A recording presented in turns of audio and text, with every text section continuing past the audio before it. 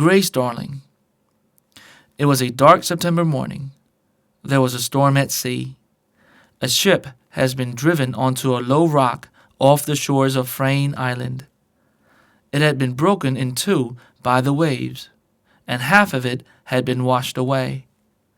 The other half lay on the rock, and those of the crew who were still alive were clinging to it. But the waves were dashing over it, and in a little while it too would be carried to the bottom. Could anyone save the poor, half-drowned men who were there? On one of the islands was a lighthouse, and there, all through that stormy night, Grace Darling had listened to the storm. Grace was the daughter of the lighthouse keeper, and she had lived by the sea as long as she could remember.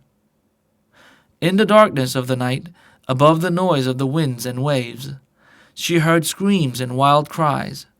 When daylight came, she could see the wreck a mile away, with the angry waters all around it. She could see the men clinging to the masts. "We must try to save them," she cried. "Let us go out in the boat at once." "It is of no use, Grace," said her father. "We cannot reach them." He was an old man, and he knew the force of the mighty waves. "We cannot stay here and see them die," said Grace. "We must at least try to save them."